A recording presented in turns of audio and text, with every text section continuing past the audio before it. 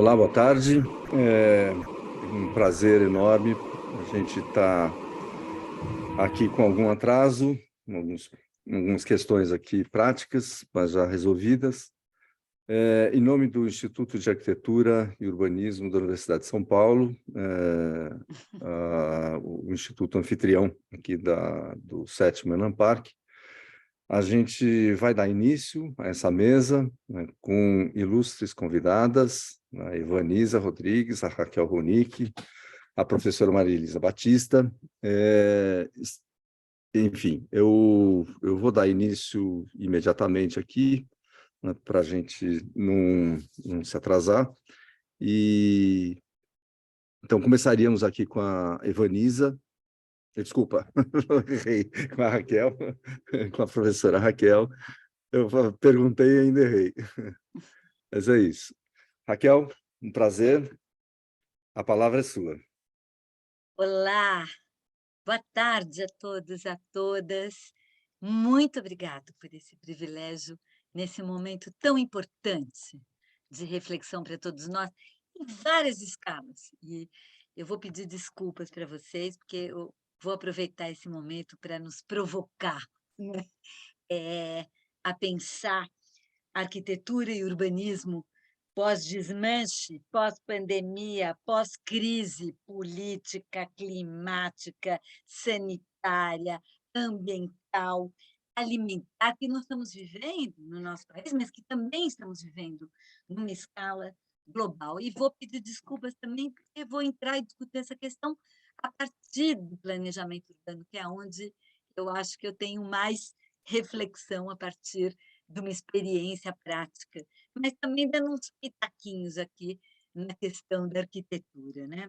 Eu acho que eu vou pensar nessa questão numa dimensão, digamos, mais estrutural mesmo, né? Porque acho que nesse momento nós temos que pensar a reconstrução, mas nós estamos imersos e já estávamos imersos em várias crises de modelo, de paradigma, e especialmente no campo da arquitetura e urbanismo, acho que, num primeiro momento, pensando o quanto o planejamento urbano sempre foi um elemento muito central de uma máquina de dispossessão e dominação do território etnoclassista e patriarcal, essencial para a reprodução de um modo capitalista racializado desde as suas origens do planejamento, mas que também o quanto nesse momento do capitalismo, nessa fase neoliberal, financiarizada, digital, o espaço construído da arquitetura desempenha um papel absolutamente central, né? E como, de certa maneira, o planejamento urbano se submeteu claramente a disponibilizar a arquitetura e o urbanismo para, né, as finanças globais.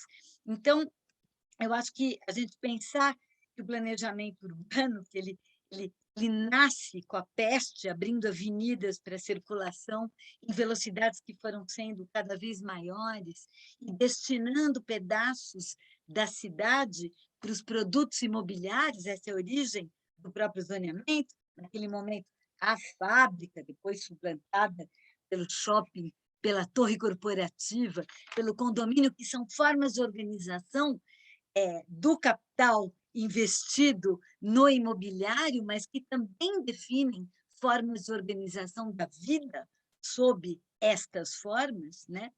Ao mesmo tempo, né, são produtos imobiliários e são formas de ser, de sociabilidade. O que é o shopping? O shopping é o primeiro produto do complexo imobiliário financeiro, de uma reorganização da relação entre o capital financeiro e a produção do espaço construído, né? O primeiro momento em que o espaço construído passa a ser uma espécie de passagem no circuito de valorização financeira, mas o shopping center, de fato, substitui o velho mercado, a venda na rua, a velha forma de organização dos espaços de consumir e mercadejar, né?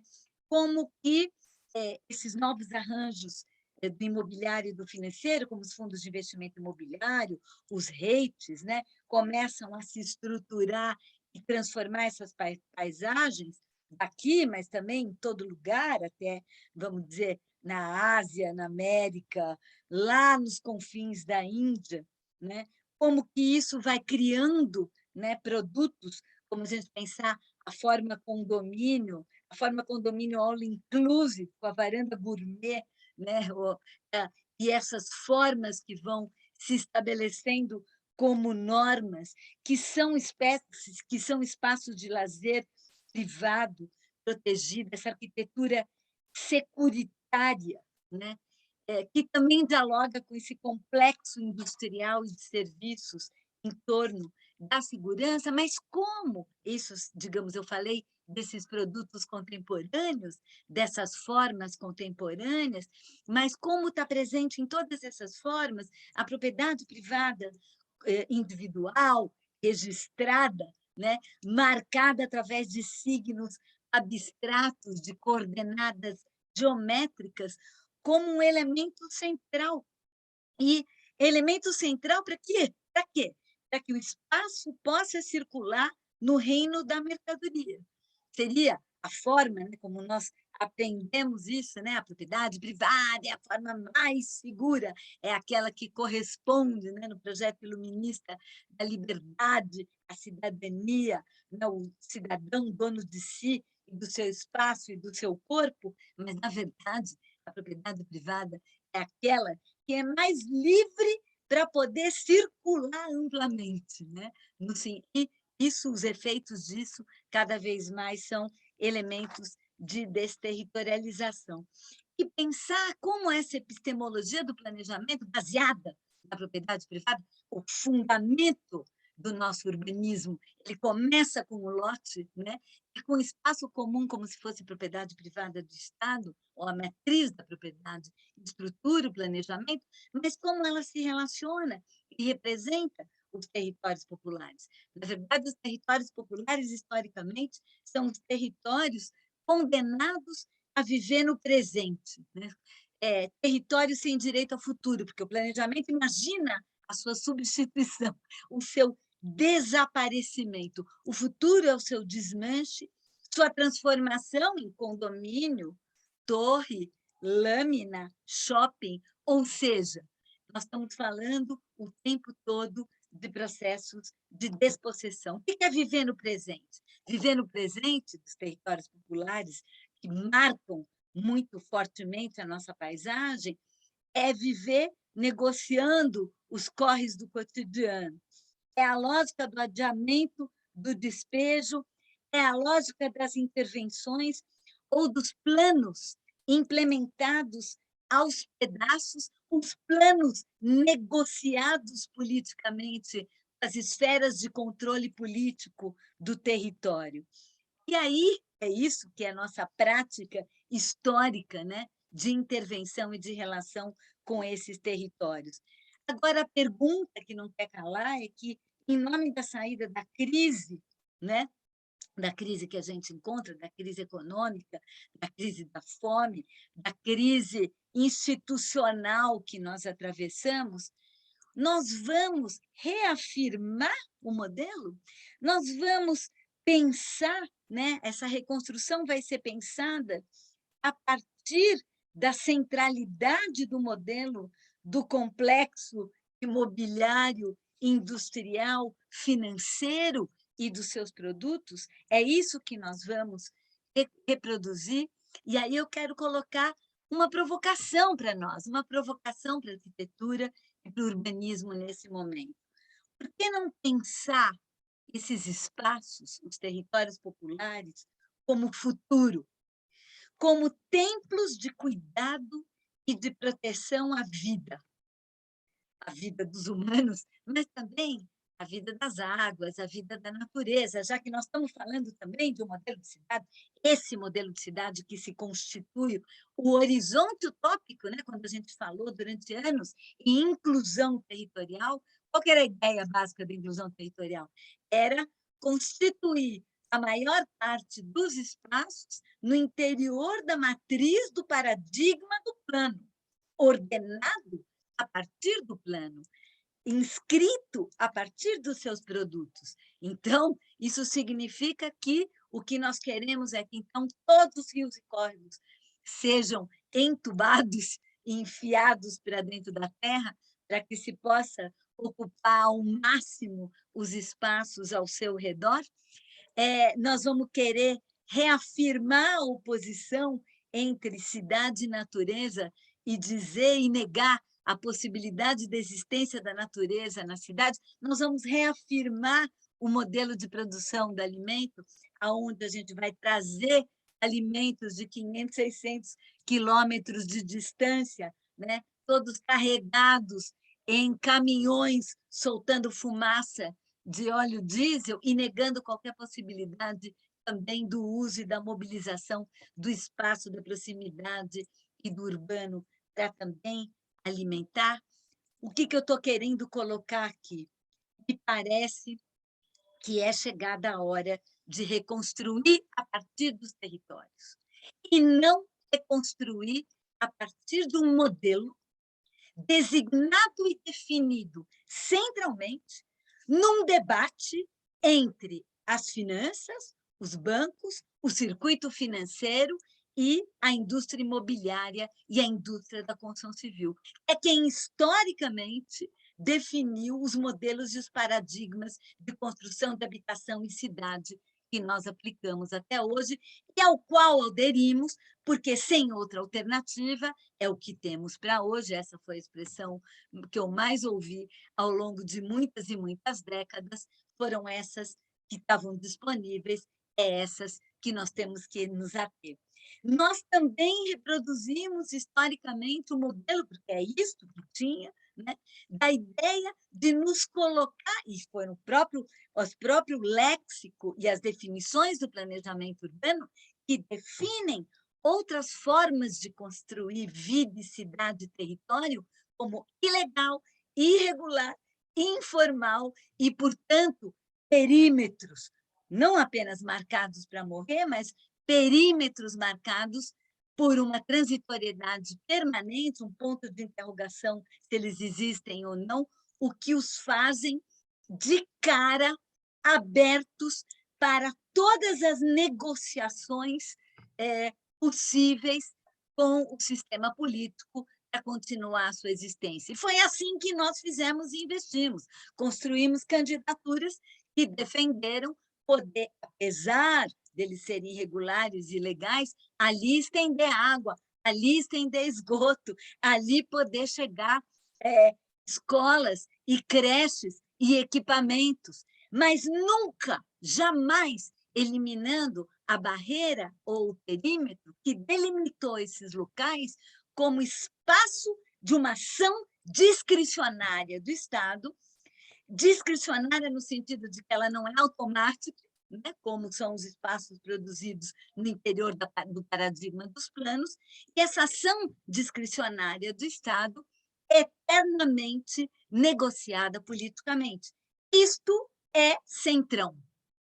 Isto é a alimentação de uma máquina política que, ao deixar uma boa parte das pessoas, dos habitantes do nosso país, numa situação de ambiguidade em relação aos seus direitos, de ambiguidade em relação ao seu futuro e à sua possibilidade de futuro, abriram espaço para que esses direitos pudessem ser objeto de negociação cotidiana a cada eleição, a cada momento, e nunca objeto de transformação efetiva no sentido do reconhecimento da possibilidade da existência dessas paisagens para a vida. E, por isso, e aí eu estou discutindo tanto com a nossa política urbana na relação com os chamados assentamentos precários, estigmatizados, onde os perímetros aonde o Estado, não é que não tem Estado, não, é onde o Estado pode atuar de forma discricionária. Se quiser entrar atirando e matando, beleza, é ali também. Mas é ali também que a gente troca voto por esgoto, por água, por escola, enfim, é ali também que essa política ocorre. E isto é um dos pilares do sistema político brasileiro nesse período democrático, e nós vamos ter que também nos haver com eles. Então, falo deles, mas falo também do produto cidade e da política habitacional pensada, como eu disse, a partir de um diálogo entre a indústria financeira e a indústria imobiliária, e não a partir dos próprios territórios, da construção de paisagens da vida, né, estabelecidas ali desde sempre. É chegada a hora de reconstruir a partir dos territórios, estou repetindo isso para ver se eu consigo me convencer através de planos populares, né, que a gente possa, de fato, fortalecer e sustentar com recursos públicos, com recursos técnicos, com o que a gente tem de melhor do ponto de vista da nossa capacidade de imaginar e pensar. Mas, para isso, é preciso romper com a epistemologia do plano, com a sua linguagem imobiliária, com a sua base política, que é a coalizão entre a máquina de crescimento e de extração de renda e emprego, que aumenta a possibilidade de consumo, como está sempre, né? Não, vamos fazer isso, porque isso vai gerar emprego, vai gerar renda. Para poder, né, isso, pensando, né, abrindo esses espaços para os circuitos da produção e consumo organizadas para o capital, na direção de pensar lugares para viver, lugares para bem viver, lugares para proteger e promover a vida. Me parece, para terminar essa minha intervenção dentro do meu tempo, que várias lutas que estão colocadas hoje no território, várias práticas que estão colocadas no território colocam isso. Não é possível se pensar isso sem entrar numa discussão profunda e urgente sobre o que e onde. Não é possível mais reafirmar um modelo extrativista onde a rentabilidade do produto e o tamanho do mercado são os elementos centrais de avaliação das propostas, né? Ofertando modelos de morar que provocam endividamento da casa própria via crédito e a expoliação ou a expoliação cotidiana do aluguel. Me parece que hoje existem frentes de luta muito importantes que são a base fundamental para a gente pensar essas outras possibilidades.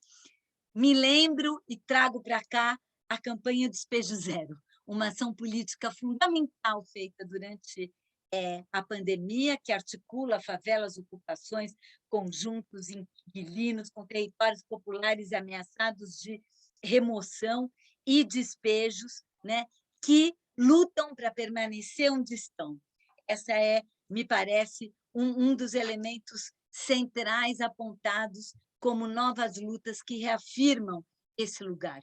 Mas também a luta antirracista, a luta feminista e anti-homofóbica, que também, do ponto de vista, de novos pontos de vista, questiona esse paradigma e esse modelo de cidade pensada por e a partir de homens brancos de classe média inseridos no circuito, né, da produção do capital. Professora, faltam 3 minutos. Quero remeter também às lutas ecossocialistas e ao movimento ambientalista, que, mais do que bandeiras, hoje também praticam uma agricultura ecológica, uma permacultura. Quero lembrar também aqui e trazer para essa plataforma, porque acho que não existe uma plataforma de uma possibilidade de repensar essa cidade se isso não for fruto de lutas e de articulação de lutas que já estão presentes nas nossas cidades hoje. Quero trazer aqui também os cicloativistas e todo o movimento pelo transporte ativo, contra a ditadura do carro, contra a cidade carrocêntrica.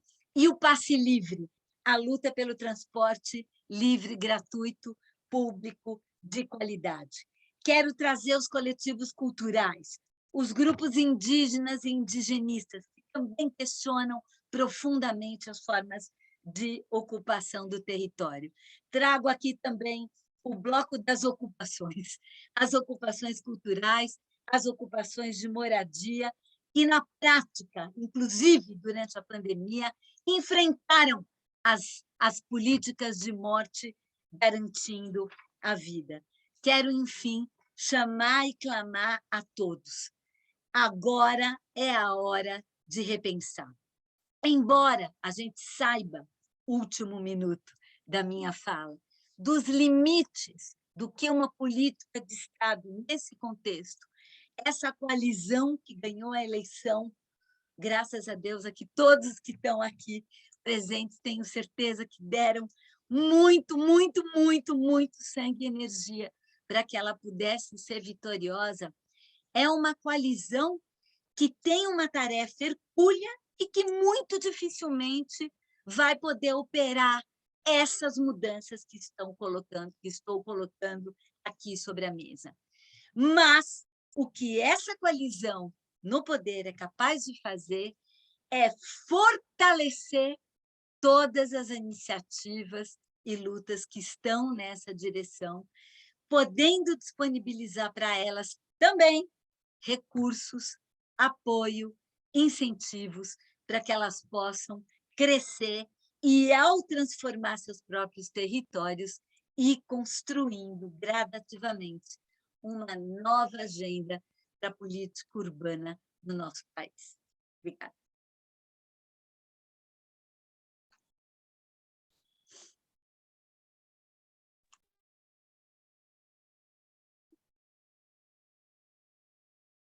Estava ligando meu microfone aqui. Muito obrigado, Raquel. Muito obrigado pelas provocações. Eu vou passar a palavra para a Evaniza Rodrigues, liderança, querida amiga de muito tempo,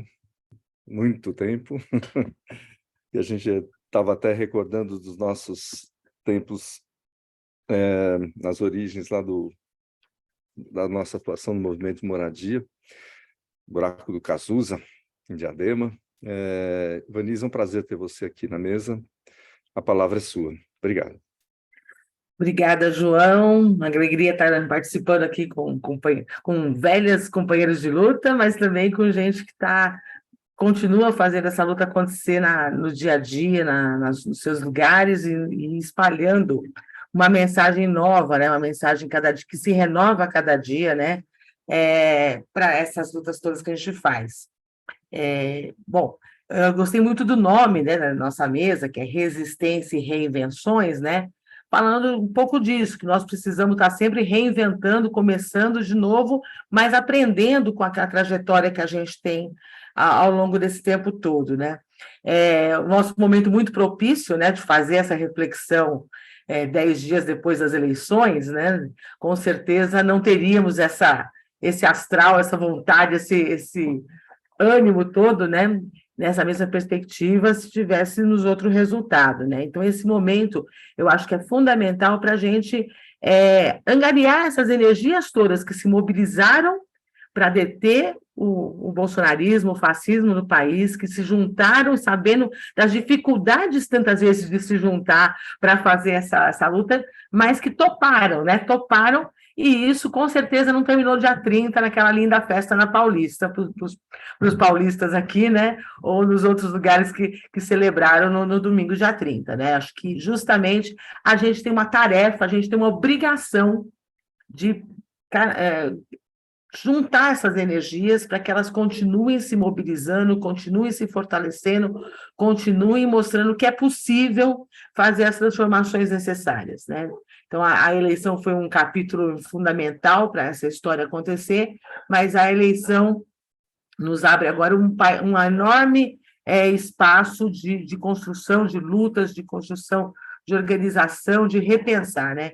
A gente tem falado bastante, né, que essa força de ódio, essa força de intolerância, essa força de negação de direitos, né, que tomou conta do país nos últimos anos, né, teima em não querer ir embora, teima em não querer, está parecendo um inverno aqui de São Paulo, né, que teima em não querer ir embora, mas a gente sabe que, para fazer que isso mude, né, as nossas ações serão muito importantes. Nós estamos dando conta do tamanho da responsabilidade que quem atua nas cidades, quem atua nos territórios tem para fazer, para dar conta desse retrocesso civilizatório que a gente teve. Eu tenho dito que a gente faz as nossas conversas, né, que tem coisa que a gente tinha parado de falar porque a gente tinha achado que já era óbvio, né, que era preciso respeitar os direitos humanos, os direitos das mulheres, dos negros e negras, que era preciso garantir o direito à moradia para todos, o direito à cidade. A gente era coisas que são óbvias, né, mas hoje está na hora de falar o óbvio novamente, porque nem isso, né, nem o básico, nem o mínimo está sendo acolhido como se fosse um conceito de todos e todas, né? Acho que a gente também precisa olhar, né, como a Raquel acabou de falar aqui, né, olhar que as nossas cidades retrocederam muito e cada vez com mais voracidade, né, estão alimentando a desigualdade, estão alimentando, né, através da expulsão, que pode ser de várias maneiras, né, mas principalmente a expulsão que acontece todos os dias com o povo mais pobre, que já não tem nem mais para onde ir. São famílias inteiras nas ruas, né? Da onde não tem mais para onde ir. Eu pego o ônibus aqui no Terminal Belém para ir para nossas reuniões, e lá no terminal, 2 famílias se instalaram debaixo do terminal mesmo, no lugar que é coberto, né? E colocaram uma placa dizendo assim, né? Aqui é minha casa, respeite, né? E o curioso é que muita gente se indignou das pessoas chamarem aquele local, que é público, de casa, mas não se indignaram daquelas pessoas não terem outro lugar para chamar de casa que não seja aquele. Então, eu acho que é esse momento da indignação, de voltar a se indignar, que é fundamental. Essa cidade que alimenta a desigualdade, ela também alimenta, porque quando a gente naturaliza essa imensa mercantilização que a Raquel falou, parece que é natural, né, que se venda um apartamento de 28 metros quadrados por R$400 mil, e está tudo certo, parece que é normal, e é o mercado que diz isso, e não faz nenhuma diferença se for isso ou se não for, que pedaços de cidade vão sendo transformados para atender setores que também precisam de moradia, né, mas que quem lucra de fato é quem produz, né, quem acaba produzindo esses empreendimentos imobiliários, expulsando a periferia para cada vez mais longe. Então, enquanto a gente continua achando que isso é natural, que não há uma forma de deter, que não há uma forma de parar, né, e que a gente precisa fazer isso, a gente vai fazendo uma cidade que vai alimentando a exclusão. Ao longo falo da onde eu estou, né, falo do movimento popular, ao longo desses últimos anos, né, a gente sofreu de várias maneiras, né, sofremos juntos, muitos que estão aqui, né, compartilhamos esses sofrimentos, né, de várias maneiras. Sofremos pela retirada concreta, né, de direitos, sofremos pelo arroxo salarial, econômico, pelo desemprego que fez com que famílias que perdessem um pouco da condição de vida que tinha, né? Perdemos, né, na queda e no retrocesso dos programas públicos, de investimentos públicos e a privatização de várias formas, né? Até a política de habitação se pense, né, se projetou em privatizá-la, fazendo dela mais uma vez, fazendo a máquina pública servir simplesmente para alimentar os interesses privados. Então, a gente sofreu ao longo de tudo isso, né, com a retirada dos programas de favela, de produção habitacional, né, com a privatização do saneamento. Então, são medidas que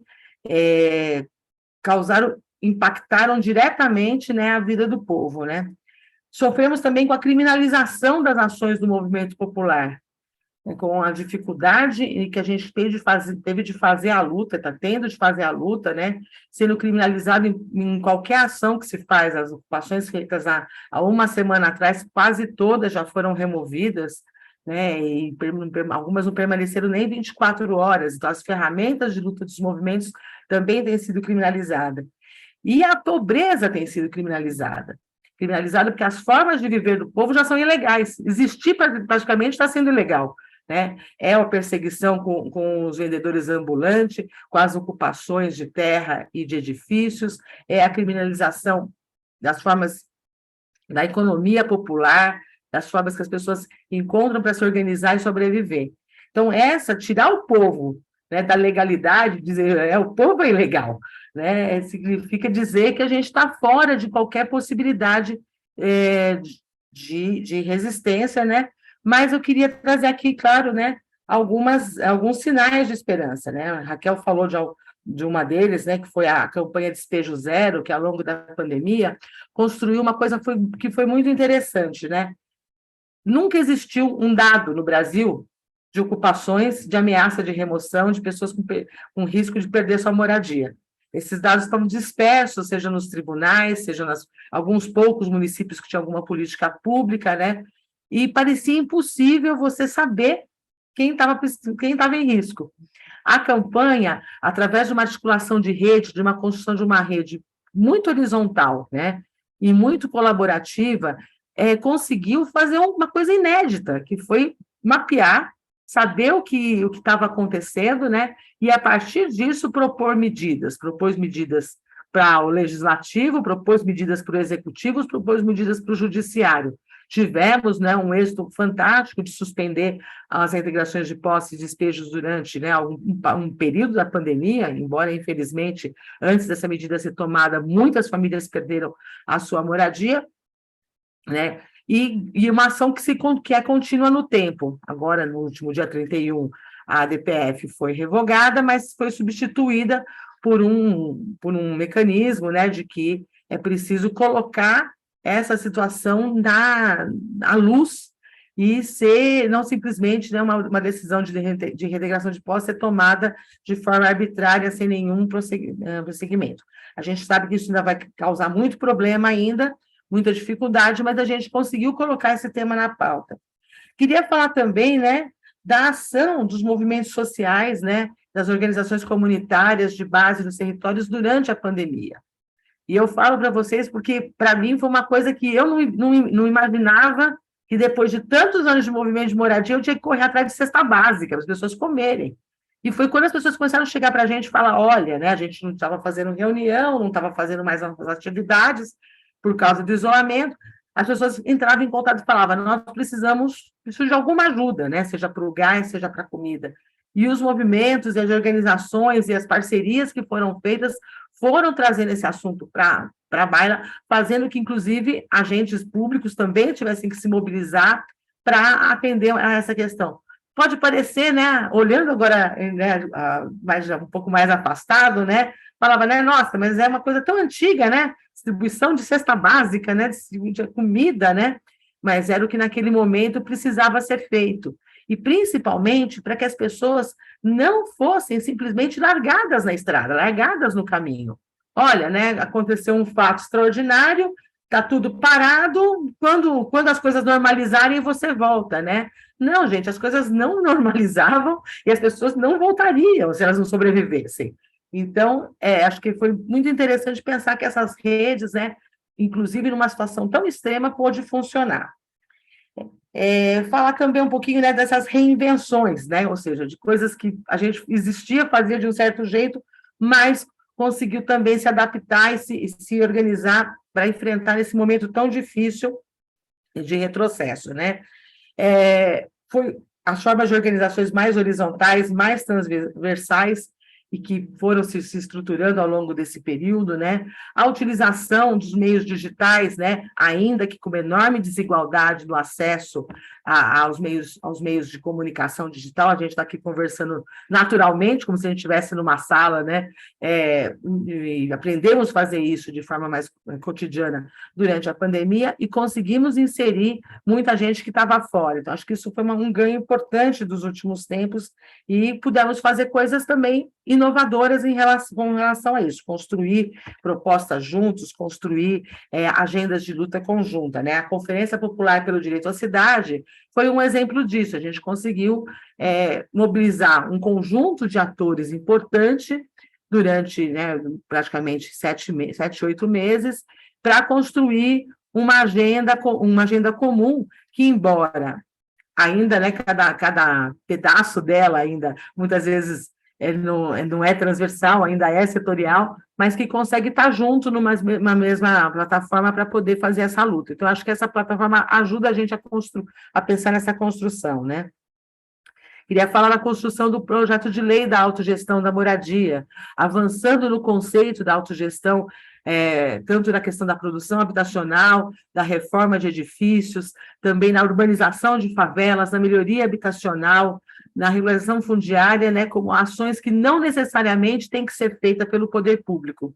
Ações que não necessariamente têm que ser feitas visando o lucro da construtora, da empreiteira contratada, mas que podem ser feitas por meio de política pública, com recursos públicos, pelos atores sociais, que não vão construir sua casa, vão construir um tecido social muito mais forte. Então, a defesa da autogestão, para a gente, ela faz parte desse novo momento, dessa reinvenção de construir outros paradigmas, né? Ou seja, a Raquel estava falando agora há pouco, né? A gente vê a discussão, né, do teto de gasto, se vai romper o teto, se vai fazer uma PEC, e vemos gente esfregando as mãos, falando assim, oba, né? Já vem vindo mais dinheiro para a gente fortalecer os mesmos segmentos, os mesmos setores de sempre. A gente diz, não, tem outra forma de fazer.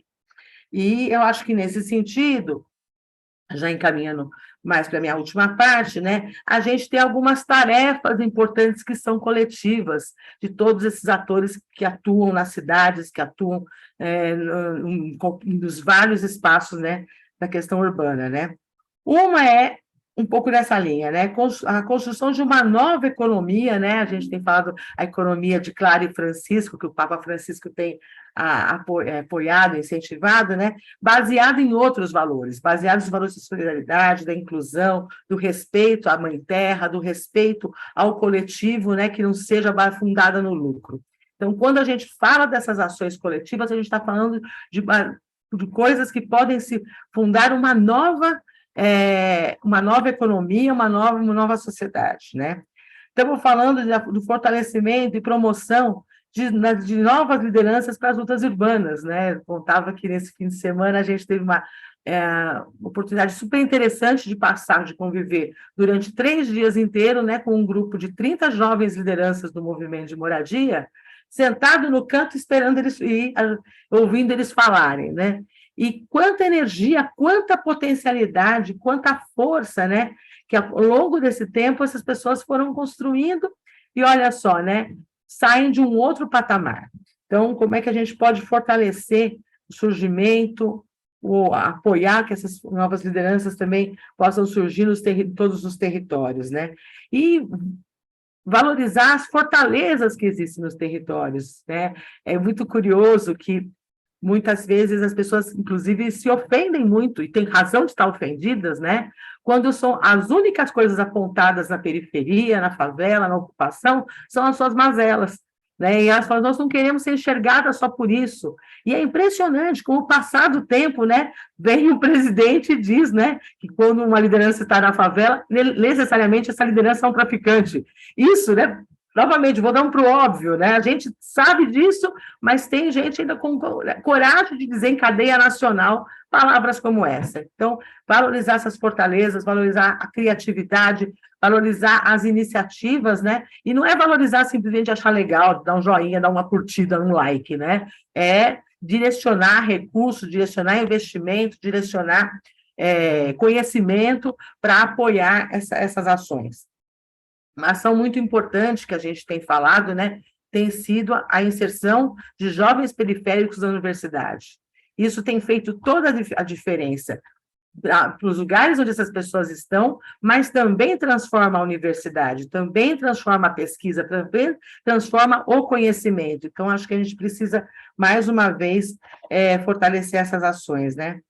Também, acho que a Raquel também falou um pouco disso, né, que as ações, as intervenções nos territórios populares já não podem ser feitas mais das formas tradicionais, de cima para baixo, né, privilegiando muitas vezes o rodoviarismo, né, aquele monte de concreto. Urbanizar uma favela significa agora enfiar um monte de concreto lá dentro, seja em muros, seja em estruturas pesadas, né, mas pensar em formas coletivas, formas discutidas, participativas para as transformações desses territórios e muito mais integrais, né? As caixinhas dos segmentos do poder público, né, que separam as matérias, né, já não servem mais para atuar nesses territórios que tudo cruza com tudo o tempo todo, né? Então, essa fragmentação das políticas públicas tem que ser rompida e a gente pensar em políticas que olhem para esses territórios com a complexidade que eles merecem, né? E transformar não só uma forma, né? Vamos colocar, agora essa favela a gente vai colocar saneamento, naquela outra a gente vai fazer uma via de acesso, naquela outra vai fazer um muro um muro de contenção por causa do risco, mas pensar como integrar investimentos de infraestrutura, mas também ações que promovam a qualidade de vida nesses lugares, né? E, por fim, fortalecer esses momentos de encontro, esses momentos de discussão entre os diversos atores que conseguem construir coisas novas, né? Nós não vamos construir ideias novas sentados do mesmo jeito, nos mesmos lugares que a gente está. Então, essa possibilidade de cruzar a ação dos movimentos sociais com a universidade, com quem está em postos de gestão pública, com lugares que estão produzindo conhecimento ao mesmo tempo, a gente pode fazer coisas novas. E essas coisas novas a gente acredita sim que virá, e essa energia está colocada aqui para a gente compartilhar. Obrigada pelo convite.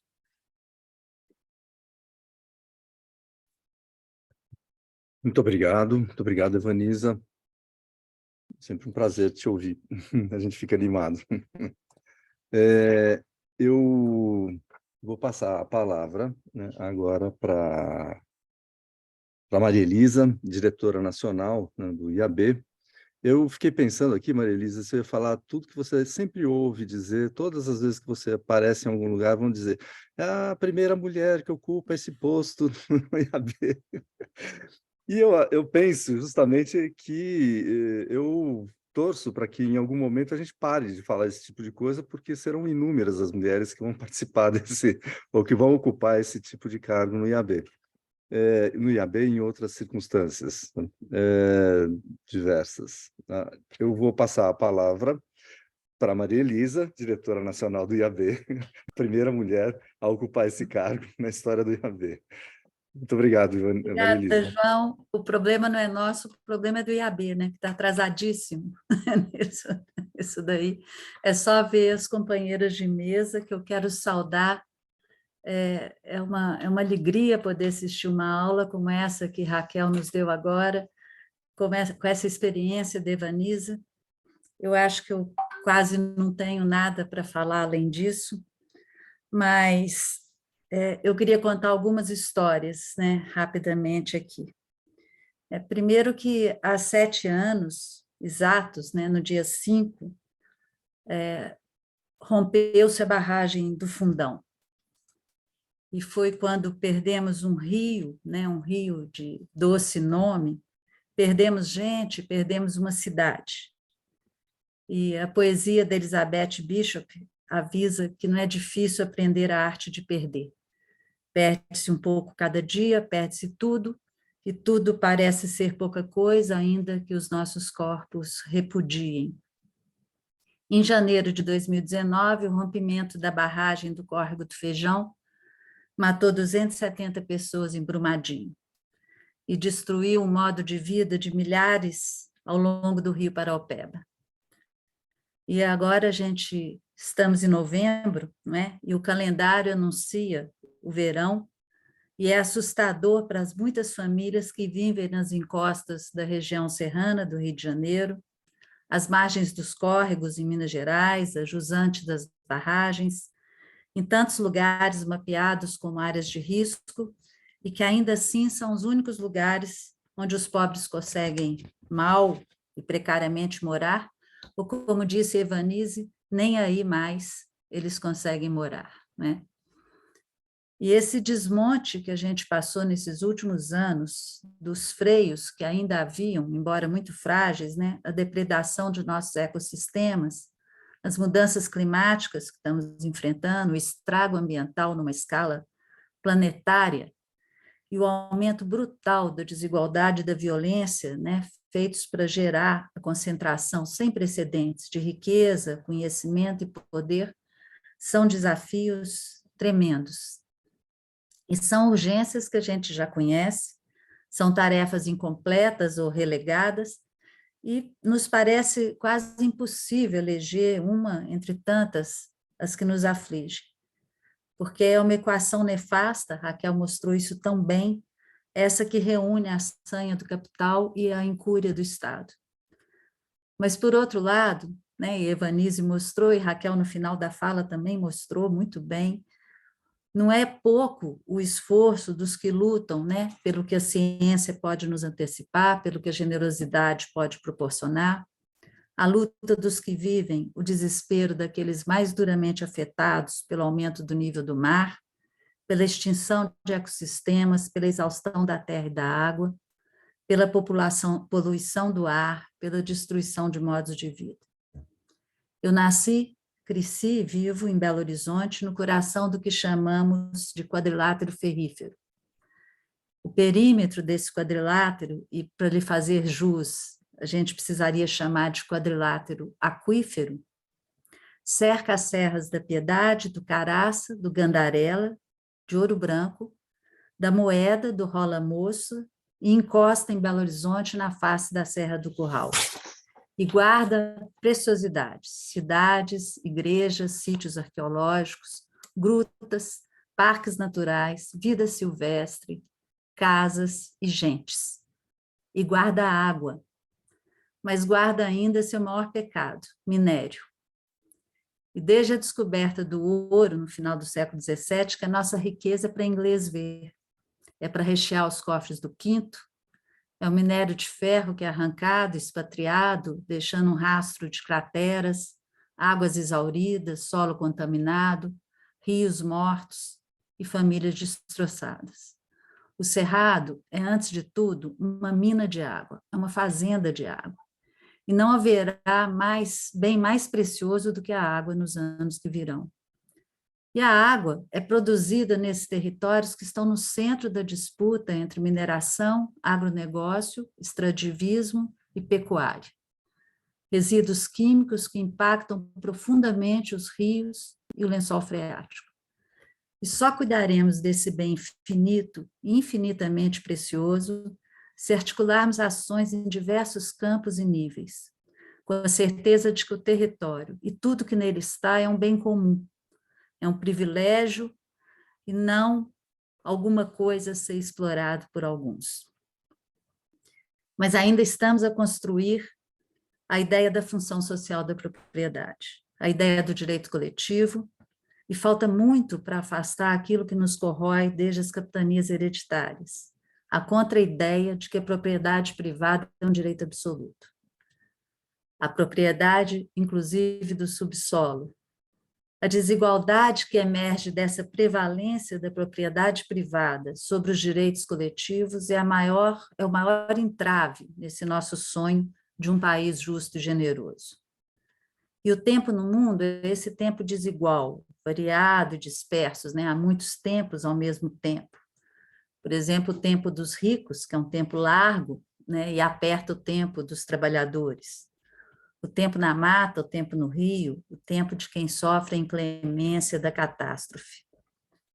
E há lugares e tempos em que o mundo parece pequeno, e há lugares e tempos em que o mundo é só aquele mesmo.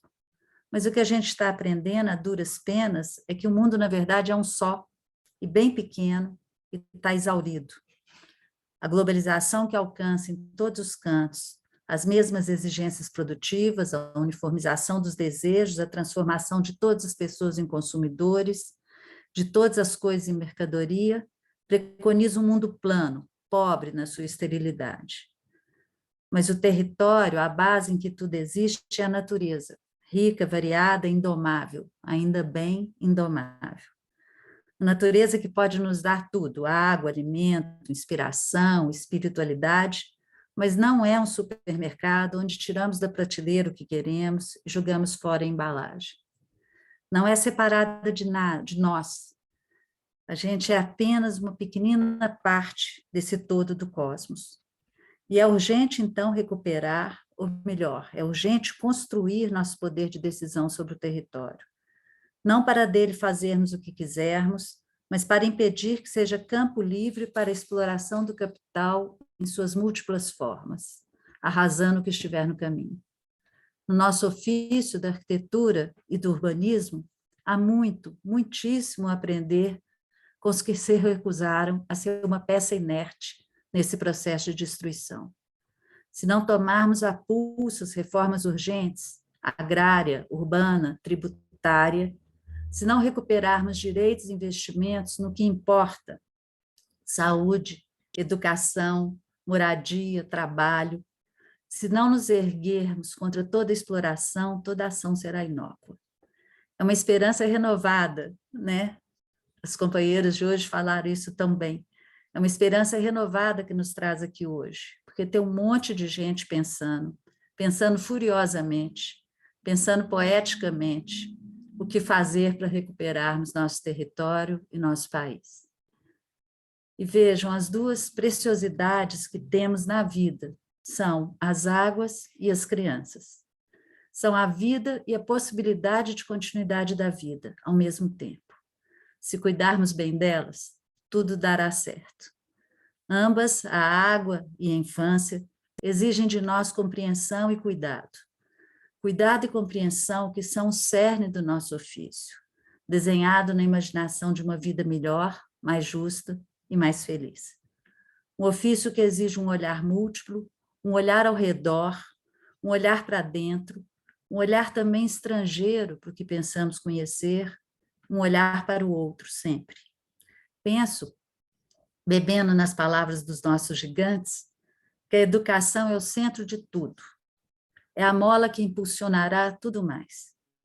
Educar para a vida em comum, educar para a beleza, para a alegria, educar para descobrirmos a simplicidade, a generosidade, a coragem.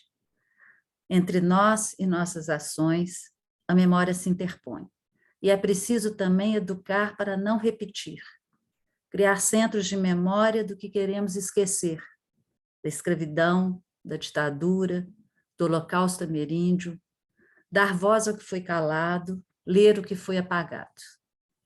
Nossa luta é no imaginário das pessoas, na reconstituição do tecido que alinhava nossas vidas a todas as vidas na Terra, para nos recolarmos a esse organismo Terra, como diz o Ailton Krenak, para inscrever a arquitetura como um valor cultural, como um bem coletivo, que realiza a condição fundamental para que as pessoas se reúnam e se mantenham juntas, que é a base de uma república, para que elas reconheçam suas possibilidades, desenvolvam suas potencialidades, construam sua identidade e alcancem sua liberdade, seja como indivíduos e cidadãos, seja como grupo social, cidade e pátria, como diz Cacá Brandão, relendo Alberti.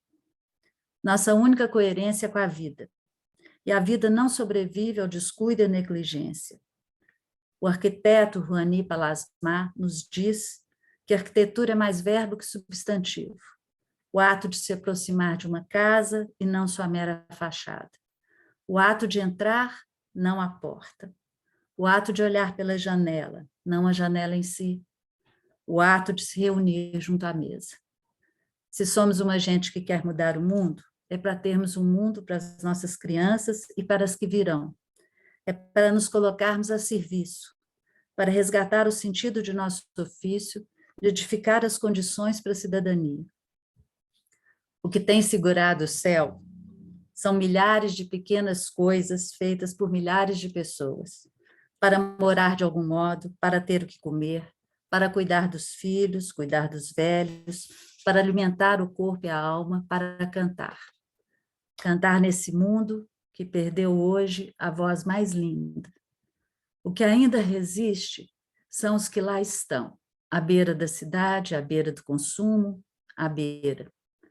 O cimbramento que impede tudo de ruir é o MST, o MTST, as brigadas populares, cada comunidade, cada ação cultural em cada favela, em cada periferia, cada ocupação, cada acampamento, cada aldeia, cada quilombo. Todos esses movimentos que a professora Raquel e a professora Evanisa listaram. e para resistirmos a esse tempo, para construirmos um mundo em que todos possamos viver nesse pequeno planeta, precisamos continuar esse diálogo necessário, essa conversa múltipla e multiplicadora. Obrigada, gente, pelo tempo.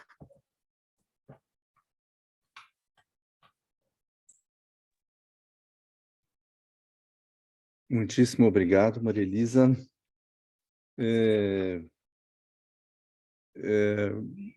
É quase como ficar sem palavras aqui perante as colocações de vocês. Eu estou aqui no papel de promotor aqui de encrenca, então eu vou, né, colocar aqui algumas questões, acho que mais para efeito da gente ouvir um pouquinho mais, né, de vocês. Eu acho que a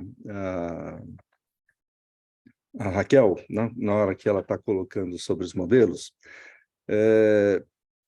eu achei importante, né, a gente pensar isso, né, assim, a partir da forma como esses modelos são capturados, né, pelo sistema, pelos processos de reprodução de valor, né, e esses modelos eles sempre estão no horizonte, né? Inclusive, assim, a gente acha que está fazendo uma coisa contra-hegemônica, né? Revolucionária, e no final das contas ela vai lá e né? Eu lembro bem, a Ivaniza vai se lembrar também disso, né? Quando a gente falava, né, para a CDHU do mutirão, a CDHU fala sim, mutirão. A gente falava autogestão? Sim, autogestão. E a ideia da CDHU era justamente usar todo o argumento que a gente, né, trazia a favor da autogestão, né, para introduzir, né, um modelo, né, de contratação de serviços por empreiteiras, né, para construção de estrutura e fundações, né, os famosos canela seca, lá da CDHU, e geridos, né, por associações que eram estruturadas ali pela própria CDHU. Eu queria te colocar uma questão, Raquel, com relação até trazendo aqui a figura do Turner, né, que colocou lá na frente, né, a perspectiva do território iluminar a prática, né, e trazer isso para a política, né, a forma como a gente pensa a política a partir da forma como os próprios usuários, né, empoderados, né, estariam ali promovendo esses modelos, né. Como que a gente... E você sabe muito bem, melhor do que eu, né, como que isso foi instrumentalizado, né, pelo Banco Mundial, né, e por diversas circunstâncias que criou-se uma celeuma, uma confusão. O coitado do Turner, até hoje, ele fica lá se justificando dentro dessa história, mas, enfim, acho que eu só, no ritmo da provocação, eu queria, né, te ouvir um pouco a respeito disso. A Ivaniza, depois eu queria te colocar também, assim, perguntar qual é o seu sentimento, né, lembrando das barricadas do movimento de moradia em frente à prefeitura, em frente à CDHU, né, e a relação com a polícia. Qual o seu sentimento ao ver a Polícia Rodoviária Federal alcovitando, né, os manifestantes golpistas, né? Eu acho que como que a gente, né, instrui, né, os nossos movimentos ou as nossas formas de manifestação, né, com esse tipo, né, de controvérsia na hora da contestação, né? Quer dizer, assim, a gente não tem apoio nenhum, né, de polícia alguma quando o movimento de moradia, né, monta a barraca na frente da CDHU. E como que você pensa também, né, quando se fala assim, o pessoal fica com as mãos esfregando, né? Então a gente já tem notícia de que o Minha Casa Minha Vida, né, será reeditado. Então, vamos imaginar, né, em que moldes esse Minha Casa Minha Vida. Você sabe muito bem que nos recursos que a gente tinha na época do Minha Casa Minha Vida para entidades é ridículo, né? Se eu não me engano, lá o número era em torno de 3% do valor, enfim, né? Então, qual a expectativa, né, que a gente tem em relação a isso, né? E, Maria Elisa, só para também, né, continuar aqui a te ouvir um pouco mais, esse ofício, né, do arquiteto, a arquitetura, ela foi liminarmente sequestrada, né? Assim, ela foi capturada, né, pelas demandas sistêmicas, né, de reprodução de valor. Né? Assim, a gente fala muitas vezes de uma redoma, né, de uma circunstância absolutamente restrita, né, ou de dentro da universidade, ou mesmo de dentro das nossas organizações profissionais, né, sindicato e instituto. Agora, que arquitetura é essa? Que arquiteto é esse? Né? Como que a gente pensa esse arquiteto? Como que a gente constrói esse arquiteto? Na medida em que a gente tem uma profissão completamente instrumentalizada, né, a serviço dos processos de reprodução de valor e de produção disso que a gente, né, continua vendo se reproduzir indefinidamente, né? Bom, era isso. Entrego a palavra para vocês. Raquel? Obrigado, João Marcos. É legal você ter trazido a discussão do Turner aqui, né?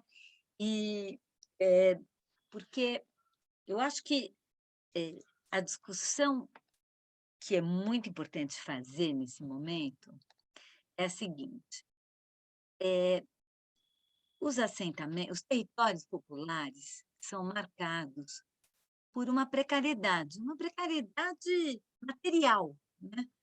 Da onde que vem essa precariedade material? Essa precariedade material, ela vem de várias dimensões presentes no processo de produção desse território. Primeiro, ele foi, né, agora já nem mais é isso, né, mudou completamente, se transformou esse processo de produção do território popular, que até não deu tempo, pensei em trazer isso para a nossa discussão, mas achei que complexificava muito para os 20 minutos, né? Quando a gente vê os prédios sendo produzidos para moradia de aluguel, extraindo renda desses territórios, a gente está falando que nós estamos em outro momento desse processo de construção, inclusive implementando um neoliberalismo aí desde baixo, né? Com movimentos extrativistas dentro do território popular. Então, sem romantizar, pelo amor de Deus, né? Vamos complexificar a leitura desses territórios. Mas, no tempo, né, que ele era autoproduzido para moradia própria pelos próprios trabalhadores, lá, quando a gente falou sobre isso, lá nos anos 80, quando era assim, né? E ele tinha, a precariedade tinha a ver com o fato de que as pessoas estavam construindo, quem estava construindo não tinha grana, né? Nem acesso a recursos técnicos, então, né, a lógica da construção do puxadinho, se instalavam nos pedaços que a cidade simplesmente largava para poder instalar, então, digamos, nos piores ou mais difíceis lugares para poder se instalar, às beiras do rio, as encostas íngremes, sem os meios materiais e técnicos para poder fazer isso com qualidade e beleza, porque, claro, não existe área de risco em si, né? Tudo depende do projeto e da forma de ocupar. Então, e zero de investimento público produzindo aquele lugar, né? Então, não tem rede prévia de esgoto, de água, nem nada. É dali que vem a precariedade. Só que isso aí vira um combo aonde, né? Você transforma tudo num lugar estigmatizado, que é, né, o lugar precário é confundido com tudo, as formas de organizar, as formas de existir, as formas de organizar espaço. Eu nunca vou me esquecer, durante anos eu fiquei me atendo a uma discussão do que no planejamento urbano, né, o multifamiliar horizontal, né, que era a maneira preponderante de construção do processo de autoconstrução, né, você fazer várias coisas no mesmo lote, compartilhando o terreno, no horizontal, hoje já está no vertical, era uma categoria proibida no zoneamento, por princípio. Então, você se relacionava dessa forma, né? Sem olhar os processos e a potencialidade que eles existem, porque a ideia do multifamiliar horizontal ela não vinha só né, de uma precariedade, mas também de formas de organização de espaço. Eu me lembro muito como, num determinado momento, terreiros de candomblé eram também locais de moradia. Para você tocar um terreiro de candomblé no ciclo das festas, você precisa ter muita gente morando, porque é uma trabalheira desgraçada, você precisa ter gente o tempo todo trabalhando lá.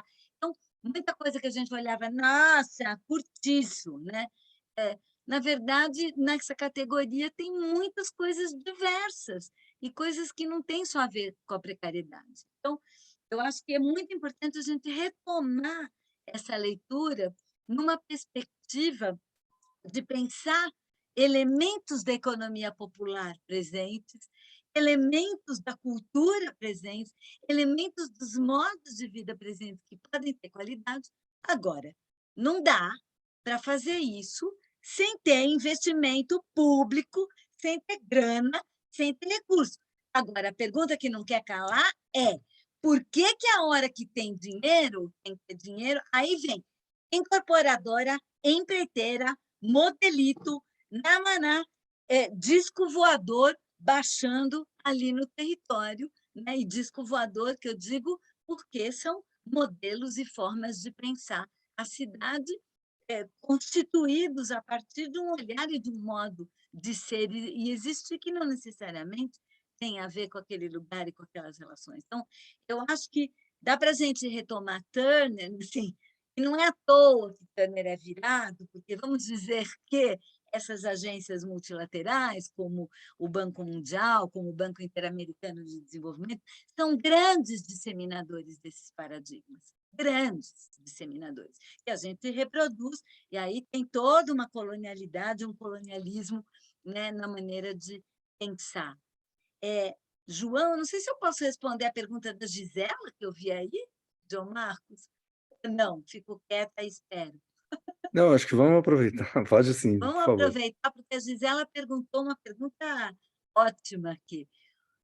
Gostaria de escutar mais a Raquel sobre planos diretores. O caminho está mais para abandonarmos a ideia de planos ou planejar a partir de territórios populares? Então, nossa, obrigada por essa pergunta, porque eu fiquei, sei lá, 30 ou 40 anos da minha vida, eu acho, dedicada a promover a elaboração de planos diretores participativos no Brasil.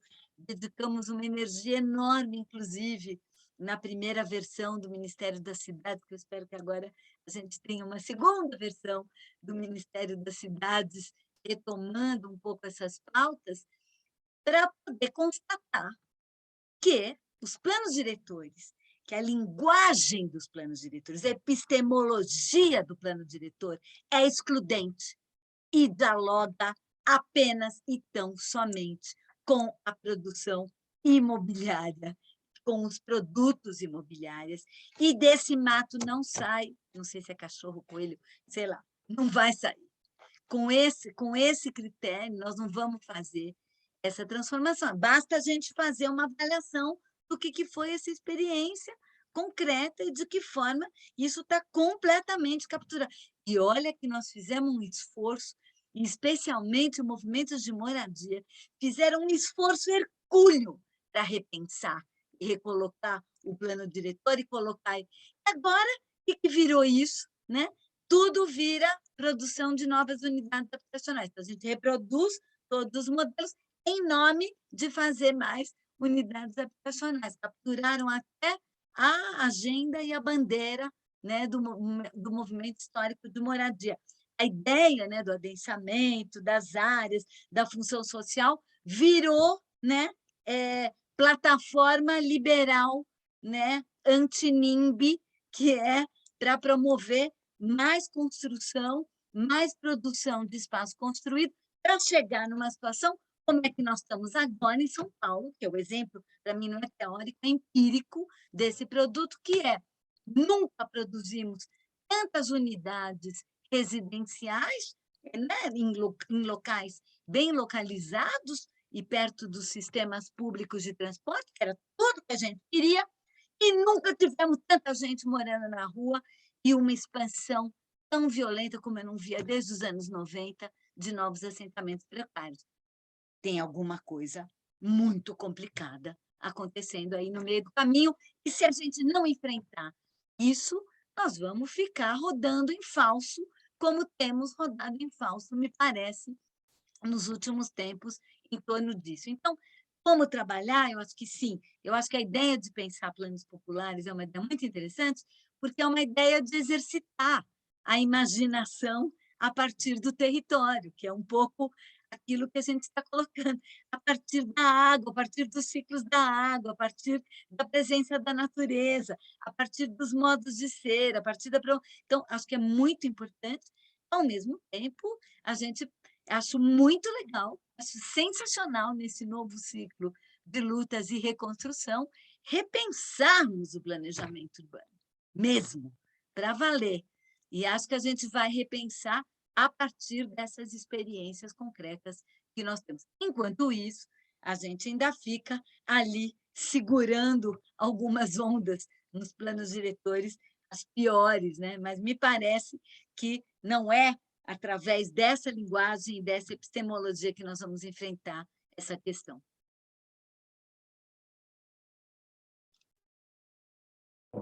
Bom, lá vou eu, as minhas aqui.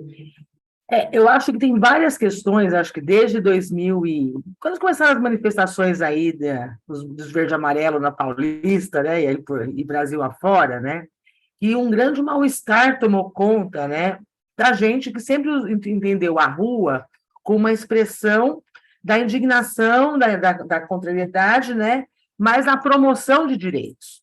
Quando você vê a rua sendo utilizada justamente no sentido inverso, né, para retroceder nos direitos, e para mim, a melhor que eu acho, né, é contra a ideologia de gênero, né? Então, alguém um dia vai me explicar com detalhes o que as pessoas pensam quando ela fala isso, né? Porque é isso, você acha, então, que a sua mãe tem que continuar lavando as suas cuecas, você acha, sim, que que a sua mãe vai continuar, você tem que arrumar uma esposa para você bater nela, né? Eu fico pensando, o que passa na cabeça da pessoa? Porque eu não tenho capacidade para entender quando alguém fala coisas assim. Então, olhar a rua, olhar as ferramentas de luta, né, sendo utilizadas para pedir ditadura militar, para pedir a volta do AI-5, tudo, para a gente é uma dor no coração mesmo, né? Porque você percebe que essas ferramentas vão no sentido contrário, né?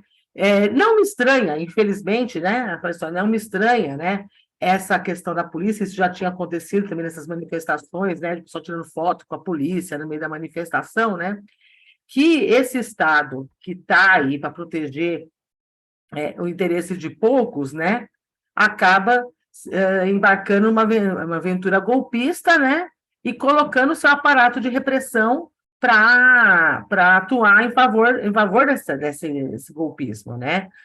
Nós temos um problema hoje, um processo de desmonte de instituição, de questionamento de instituição, que é o próximo questionamento do processo civilizatório mesmo, né? Então, é muito interessante, né? Obviamente, muito óbvio, né? Quando você vê uma manifestação predominantemente branca, né, de gente de classe média, né, sendo afagada pela polícia, e qualquer ação, né, um baile funk na periferia sendo reprimido com porrada, tiro e bomba, né? De uma certa forma, acaba até sendo educativo, né? No dia do episódio do Roberto Jefferson, né? Todo mundo que é da periferia olhou para aquilo e falou: tá bom, vai nós receber a polícia a bala para saber quanto sobra. Não é que eu morro, morre todo mundo que estiver em volta, né?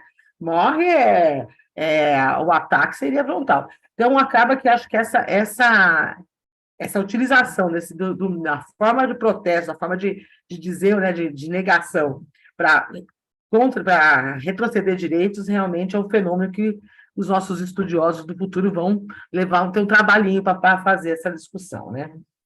Queria falar um pouco dessa questão da reedição do Minha Casa Minha Vida, né, ou do novo Minha Casa Minha Vida 2.0, ou o que quer que seja, né?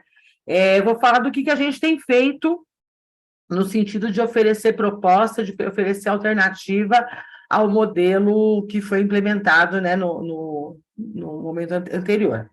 Eu acho que existe muita avaliação, né, feita algumas partindo da academia, outras partindo dos próprios órgãos que fizeram, que implementaram, né, as ações, e algumas coisas que a gente já sabia, outras que a gente ficou sabendo, né, mas principalmente, né, dessa questão de que a produção habitacional, e aí quando a gente está falando de unidade nova, em conjunto habitacional, estamos falando desse modelo, né, de produção habitacional, né, ela tem ela sofre de um problema que eu acho que a Caixa dá o melhor nome possível para a gente entender o que ela está falando. Quando você termina um conjunto, de construir um conjunto financiado pelo FGTS ou pelo Minha Casa, né?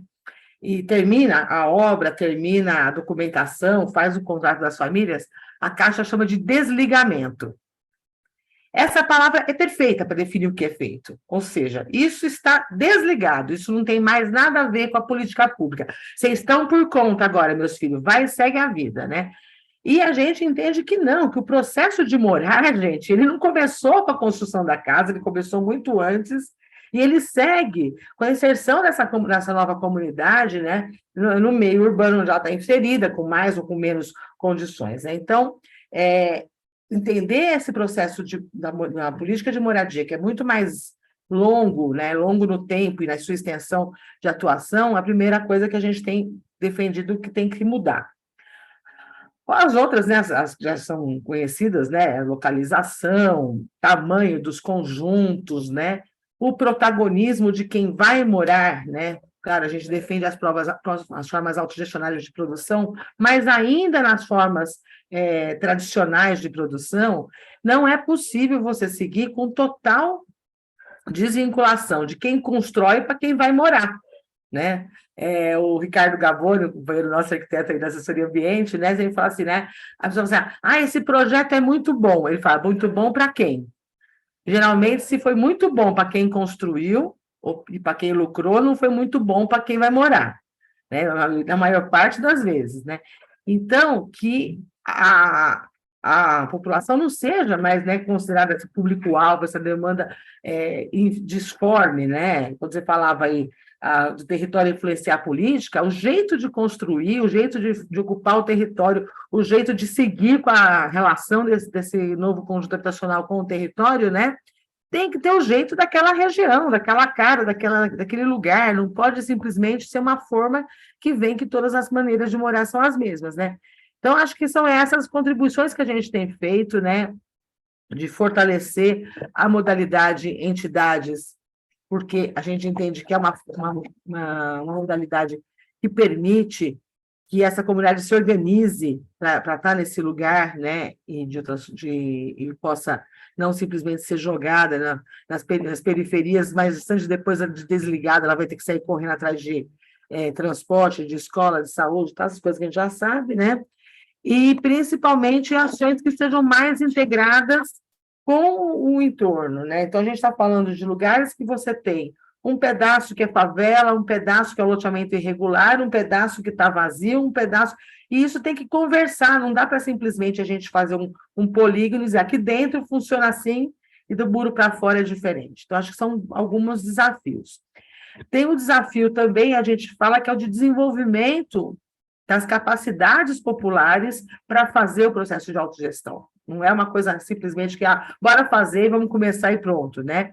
A gente foi treinado a vida inteira para ser mandado, a gente foi treinado a vida inteira para, né, decidirem pela gente. Então, também é importante, a Raquel falou isso na primeira fala dela, né, que tenha investimento nisso, na criação de mais coletivos, de mais movimentos, de mais cooperativas, de mais assessorias, de mais grupos para acompanhar isso, né?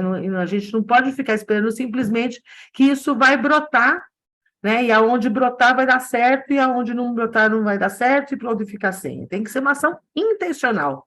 E essa ação intencional é de fortalecer o tecido social da sociedade. Não é uma ação simplesmente de construir casa. Então, um pouco disso.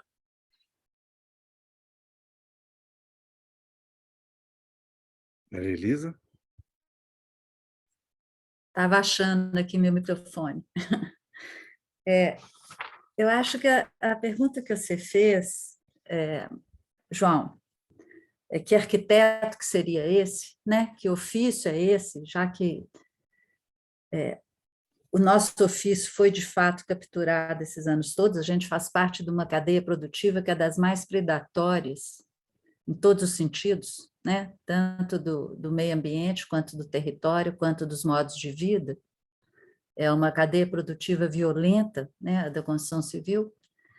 Mas que arquiteto que seria esse hoje? É esse que vai responder. Eu peguei as duas questões que a Raquel e a Evanice trouxeram. A Raquel falou lá na frente, ela falou das paisagens para a vida, né? E a Evanice falou assim, bom para quem? Projeto bom para quem, né? Então, é um arquiteto que consiga, uma arquiteta que consiga entender isso, né? Responder a isso, mas principalmente que consiga trabalhar com aquilo que já existe. O título da nossa mesa é muito interessante, é reinventar. E aí a gente vai ter que reinventar a nossa atuação profissional a partir do que existe, junto com quem está ali. Eu aposto muito mais numa educação dos jovens arquitetos e arquitetas para trabalharem como assistência técnica, transformando e reformando aquilo que já está, né, nas escalas em que é possível trabalhar, do que atuando nessa rede de uma construção em grande escala. A gente não pode ser também ingênuo, né, de achar que não vai ter um plano de governo em grande escala, maciço, para dar uma resposta rápida, né?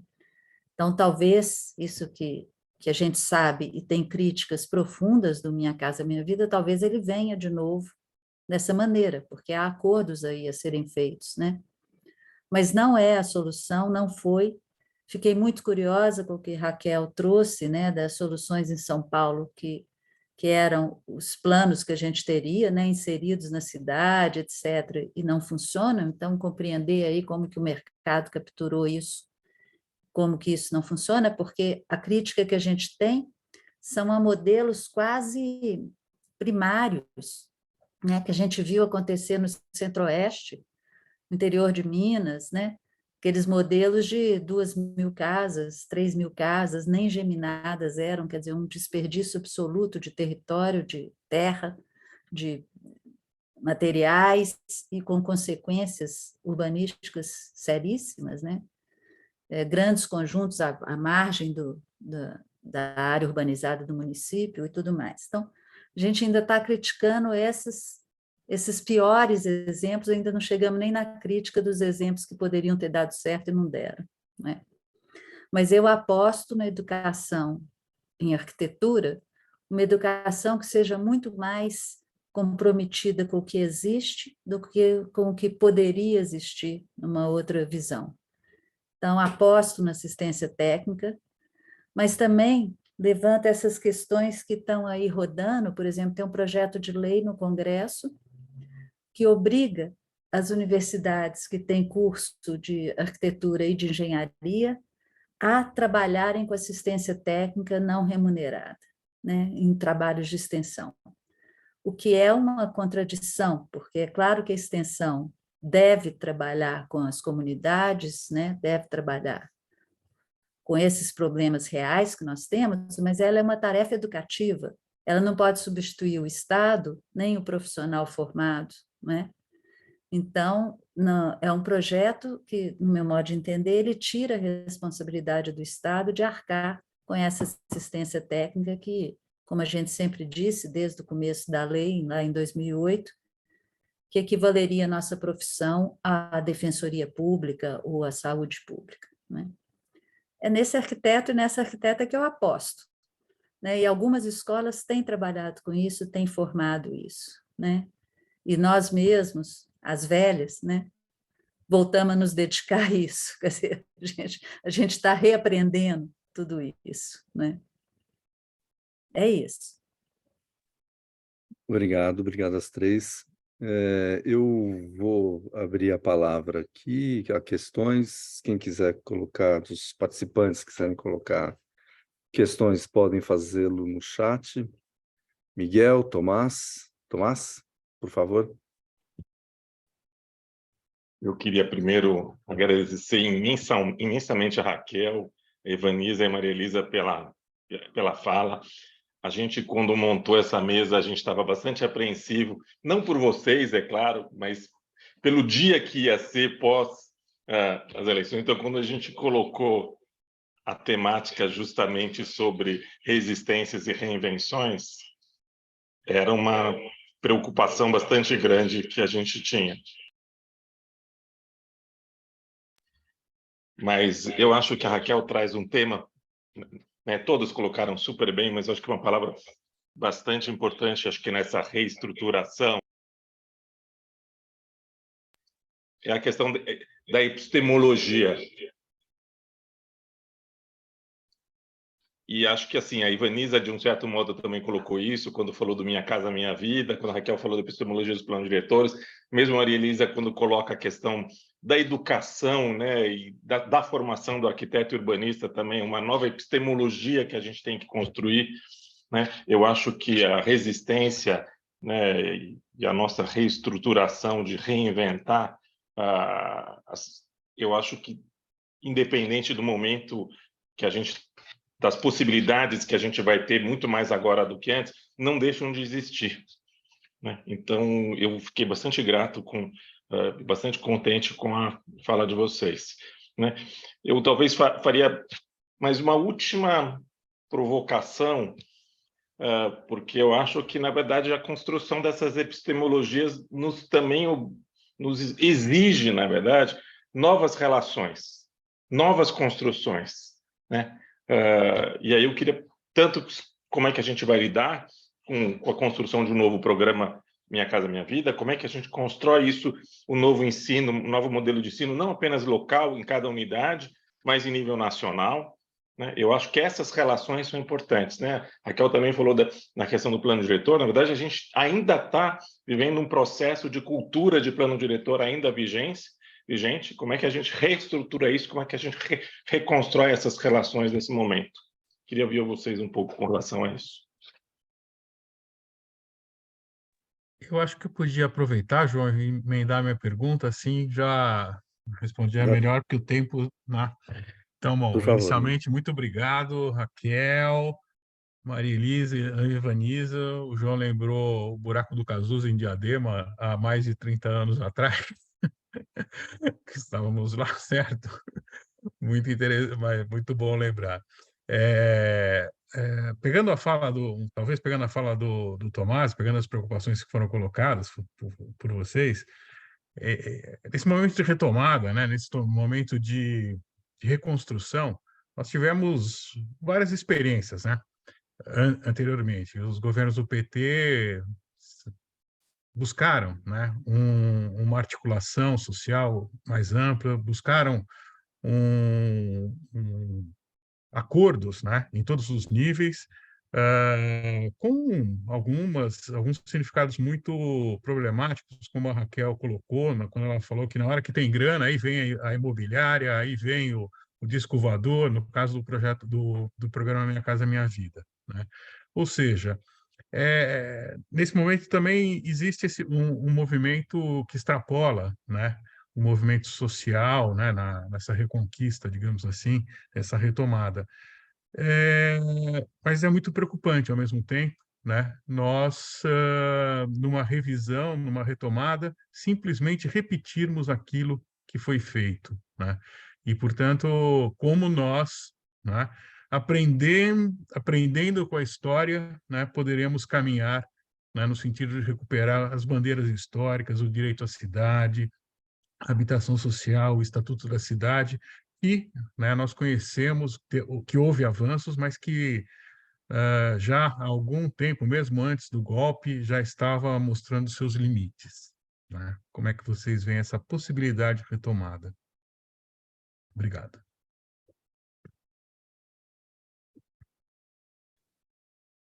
Respondemos? Por favor.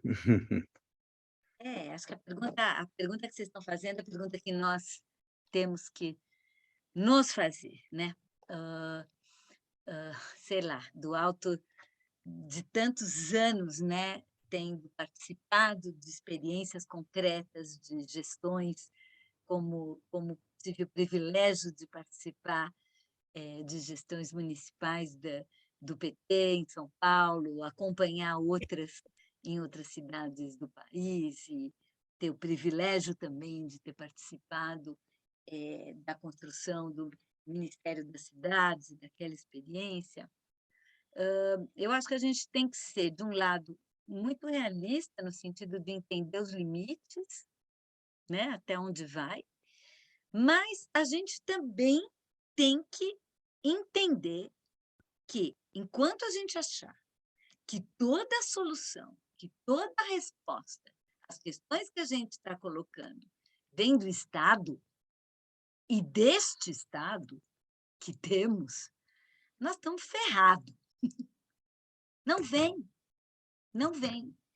O Estado e as configurações atuais e do mundo político, que elas são o que são, e elas têm raízes troncudas, e elas têm que, a gente tem que entender, né, na Constituição, né, tem que tensionar ao máximo, né, para que a gente possa avançar ali, mas não é dali.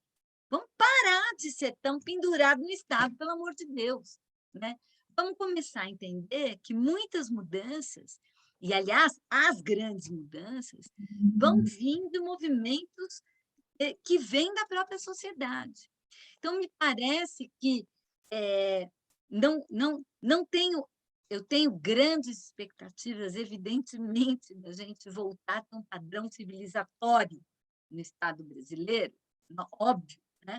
Uma coisa que, né, dê para a gente defender e olhar, etc. Mas eu não acho que as grandes rupturas vão vir daqui, está muito claro, pelo menos não nesse momento. Então, por isso, repito, o que acho que é importante nesse momento? A gente poder ter só uma coisa que eu estou pedindo desse Estado. Por favor, pega um pedacinho do teu recurso e apoie programa de autogestão da moradia, que não será puxadinho do Minha Casa Minha Vida. Fica lá com Minha Casa Minha Vida, vai fazendo o teu Minha Casa Minha Vida. Mas vamos construir um programa que não seja o Minha Casa Minha Vida, vamos construir um programa que possa apoiar as iniciativas de implementação dos planos populares. Não adianta nada fazer plano popular, não tem nenhum tostão para implementar nada. Não adianta nada isso. Então, vamos apoiar essas iniciativas, pode ser com um pedacinho do recurso, tudo bem, fica lá o grossão do recurso, com as empreiteiras, com distribuição de benefícios no sistema político, tá bom, pode ficar com grossão, mas um pouco disso poder apoiar esses grupos, essas experimentações, essas lutas, porque isso vai fortalecê-las, porque com isso nós também vamos poder demonstrar e provar que é possível e que fica muito melhor, e que defende muito mais a vida, e que é um produto muito melhor.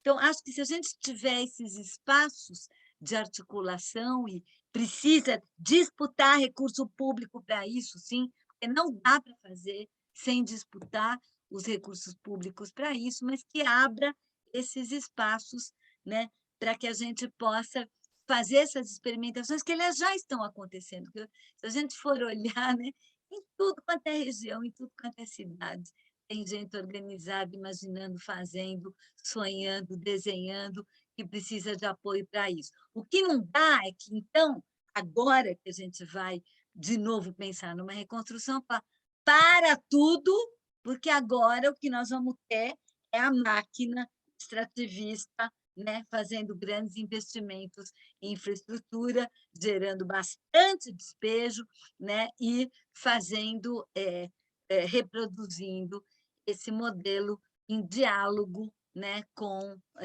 as finanças e o setor imobiliário, que fatalmente acontecerá, mas eu acho que a gente pode abrir um espaço, me parece que nesse momento vai ser muito importante para a gente, inspirada aqui pelas palavras da Maria Elisa e da Evanisa também, a partir da experiência que a União traz, né, da autogestão, vamos lutar por esse espaço, por essa possibilidade, que eu acho que nesse momento é viável, né, e que a gente possa executar, inclusive, fora da caixa, porque banco não é lugar para fazer política urbana e habitacional.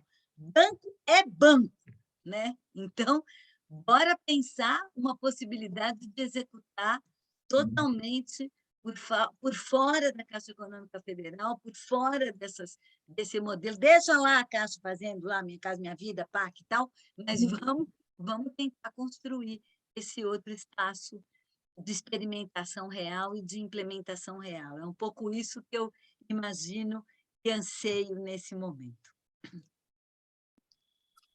Claro, e Tomás, a partir de outro processo, que não tem outra epistemologia se não tem outros sujeitos. Então, a questão fundamental é o sujeito, a partir do qual se pensa e se elabora essas questões. Essa é a questão fundamental.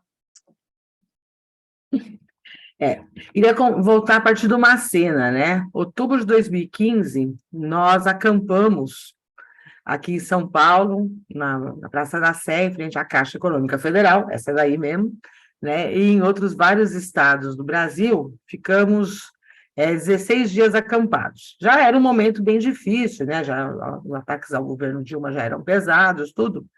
Mas a gente ficou acampado para garantir a continuidade do programa, investimento no programa, tudo. Então, né, ou seja, era o governo de esquerda, não era o governo golpista, não era o governo maluco, era o governo que a gente tinha naquela época, né?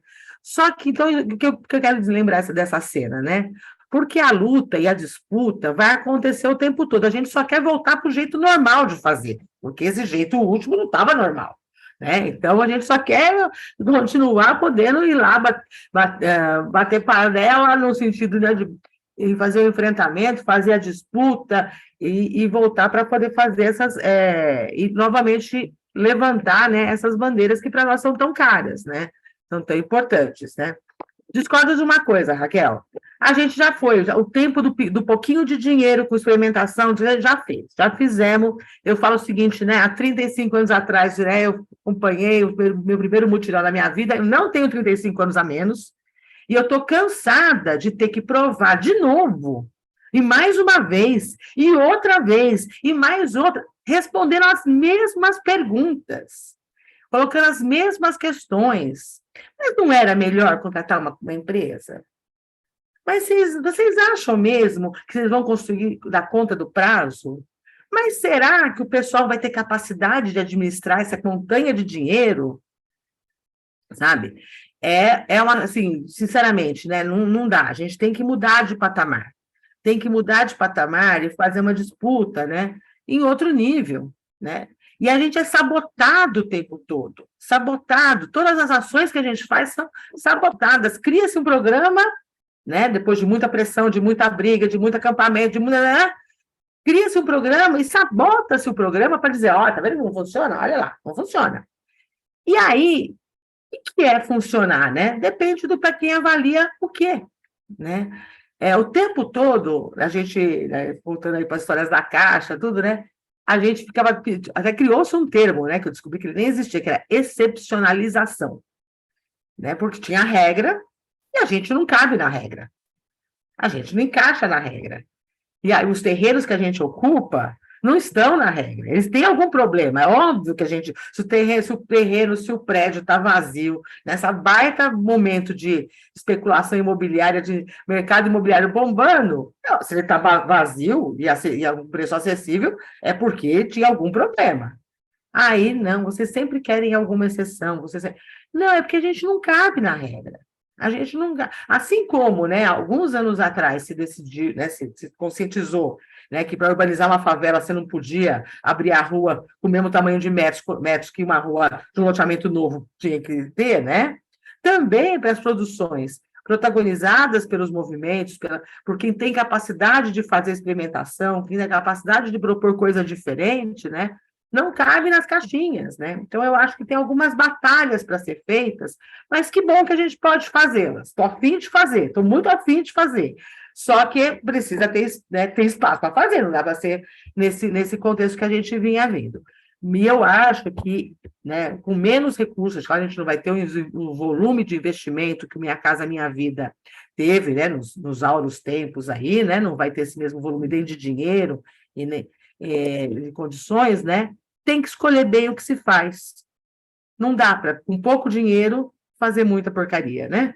Já que é pouco dinheiro, vamos priorizar o que tem melhor qualidade, melhor inserção urbana, gera um tecido social melhor, não só na produção, mas também nas urbanizações, né? O que gera impacto real para uma política de habitação. Porque, sinceramente, o projeto piloto já fizemos bastante, já está bom, obrigada. Ganhamos prêmio, fizemos livro, fizemos revista, todo mundo achou lindo, mas não é disso que a gente está falando, não, né?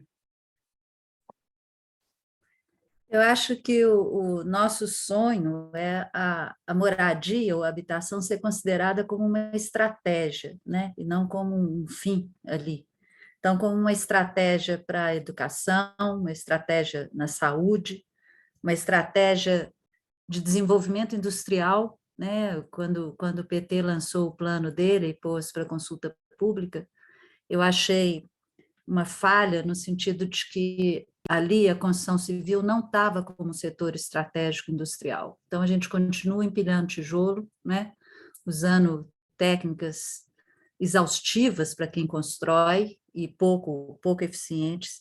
É uma estratégia para segurança alimentar, né? A Raquel até abordou isso brevemente, quer dizer, você pode trabalhar com a segurança alimentar desde o peitoril da janela até a praça pública, até o teto verde, quer dizer, uma habitação bem projetada tem isso, é uma estratégia, sem dúvida nenhuma, de preservação ambiental, porque você pode usar a própria moradia, né, como um elemento de trabalhar aquilo que a gente chama de área de risco, e que em geral não é, ou não seria área de risco, né, se bem trabalhado, e também uma estratégia de redução da violência, né, não só a violência no espaço público, mas também a violência doméstica. Então, eu fico imaginando que se a gente conseguisse pensar, né, como Estado e como sociedade, a habitação, a moradia, como esse setor estratégico, a gente avançaria muito mais do que fazer isso que está escrito ali no chat, né, que a moradia não é 4 paredes e um teto, né, e não é mesmo. É isso. Acho que tem um caminho aí para percorrer e eu fiquei muito feliz de poder estar aqui, ouvir a Raquel falando, ouvir a Vanisa com essa experiência, né, e com essa verve, né, da luta que continua, porque nenhum de nós também tem mais 35 anos pela frente, né? Nós, pelo menos a turma que está aqui, né? Eu quero agradecer de novo, poder estar com vocês aqui nessa tarde. Eu gostaria muito, em nome do Enaparc e do Instituto de Arquitetura, agradecer a presença de vocês. Pessoal, eu queria fazer um pequeno comentáriozinho a respeito dessa dinâmica, Raquel e Vanisa, pensando inclusive na forma de educar esse novo arquiteto, Maria Elisa. Acho que, se eu lembro de uma vez na Caixa Econômica Federal, justamente lá no Cazuza, né, negociando com a Caixa Econômica o financiamento do Cazuza. O Laércio, que era uma liderança ali, né, um prático ali do grupo, foi entregar a documentação para comprovação de renda, né? E a dona Terezinha, sei lá, uma senhora, ela não tinha renda, óbvio, não tinha como comprovar renda. E aí ela foi obstado, enfim, olha, não tem como, ela tem que arrumar um jeito de comprovar a renda, tal, não sei o quê. Assim, ó, a Caixa Econômica Federal ficava, o escritório de habitação lá ficava no 19º andar. Eu vou trazer a dona Terezinha aqui, ela vende alho. Quando ela chegar aqui em cima, ela já vai ter a renda que você está pedindo. Acho que é bem um exemplo, né, dessa outra lógica, né, que a gente precisa começar a instituir, né, não como modelo, que será efetivamente capturado, né, mas que nos proponha uma outra forma de pensar, até mesmo não só esses modelos, né, mas também a forma como a gente instrui, né, o arquiteto na sua formação. Bom, era isso. Eu gostaria de agradecer, queria abrir a palavra a vocês mais uma vez para as nossas últimas considerações, por favor. Só agradecer, sei que foi uma mesa muito linda e foi um enorme prazer, né, poder compartilhar com a Maria Elisa e com a Vanisa, com vocês também, João Marcos, Tomás, Miguel, a turma do IAU, a turma que está aqui também, que eu vi um monte de nome legal, Verinha, Gisela, um monte de gente que está aqui presente também. Eu acho que é muito auspicioso nesse momento em que a gente celebra uma vitória, que é a possibilidade de respirar, né?